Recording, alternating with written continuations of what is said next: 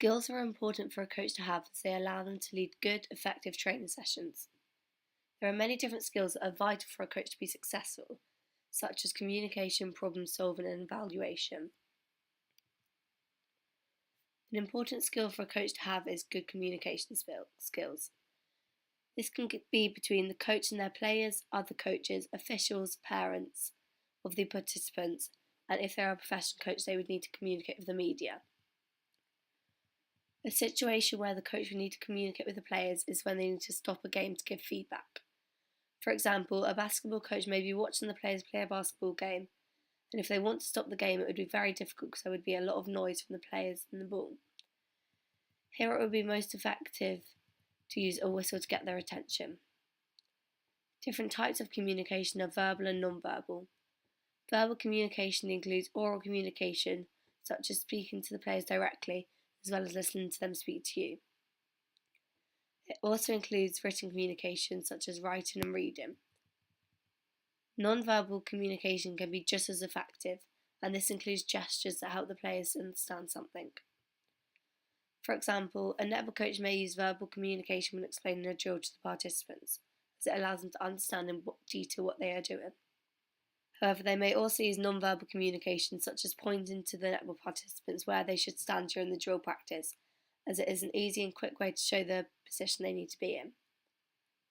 Some issues that may occur when trying to communicate with the players is the group size and age. For example, a gymnastics coach may have a large group of 5-year-old participants who are unlikely to listen and will be very noisy. There also may be background noise from around the gym, making it difficult for the participants to hear the coach.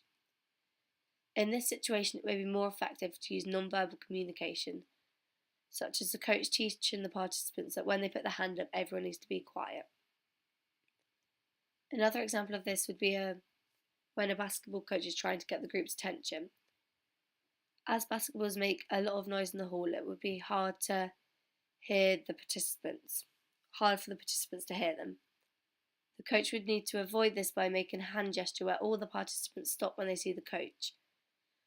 An alternative to this would be the basketball coach using a very loud and clear voice to get the participants' attention. Another skill that a coach should have is to be a good problem solver. As a coach, there are many problems that need solving, such as lack of equipment, too many or too little participants that you planned for in the session, and the opposing team having key performers who are very good and need to be marked more. It is important for a coach to be able to solve problems, as there are many things that could go wrong in the sessions or matches, and lots of problems could occur that they would need to overcome to be able to carry on with the session. For example, a problem that may occur often is that there is a lack of equipment for the training session they planned for. For example, a football coach may have planned a drill that requires a lot of cones and other equipment. However, when they arrive, there isn't enough equipment for them. The coach would then need to sort out how to adapt the drill and the rest of the session to what equipment they do have, otherwise they would be unprepared when the participants come. Similarly, a coach may have planned a session for a certain number of participants at a similar skill level. However, when the participants turn up, there are more of them than the coach planned for, and they are all varying abilities. For example, a rugby coach may have planned a session for 10 participants. However, when they turn up, there is actually 17, and some are still beginners, whereas other players are more advanced. The rugby coach would need to solve this problem by adapting the session to everyone's skill levels, and also the odd number of participants, which may be a problem if the coach had planned on doing pair activities. If there are different skill levels, then the coach would need to differentiate by making the session both easier for some individuals and harder for others.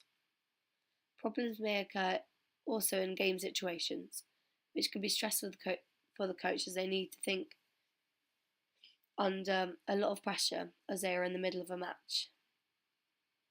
For example, a hockey coach may have planned lots of attacking strategies, however when they come to play the opposing team, the team are better than anticipated and start scoring a lot of points. The coach would then need to solve this problem by changing the team's game plan, perhaps by creating more defence tactics to defend the opposing team from scoring and increase the team's chances of winning. Another skill of the coach is to be able to evaluate the participants' performance. Evaluating is when a coach observes either their own coaching or the participants' performance and will say what was successful about the performance and also what was unsuccessful. This tells both the coach and the participants what they need to focus on improving and make their overall performance more successful. For example, a table tennis coach at the end of a session or match should tell the player where they were effective and how they could improve their performance. During the match, the coach may see that the participant has a strong backhand, however, they have a very weak serve, so after the match, the coach would evaluate the participants' performance by telling them that they were successful in their backhands but need to work on their serves. By telling the participant what wasn't as good in their performance, it will allow them to know what they need to focus on improving, as this will improve their overall performance. The coach should also evaluate their own coaching skills as well as the participant's performance. At the end of every coaching session, they should self-reflect and evaluate the effectiveness of their coaching. For example, a netball coach evaluating whether they caused the participants to improve at all in the session, or if they taught them anything new. For example, the netball coach may have been working with the shooters trying to improve their shooting technique, and at the end of the session they may have watched them shoot and evaluated whether they successfully coached them in the correct techniques, and if they were effective in improving their performance. Also, in the overall game, the coach may notice that the team is stronger with their centre passes, so the coach should evaluate their coaching by including more centre pass strategies and drills in the next session plan.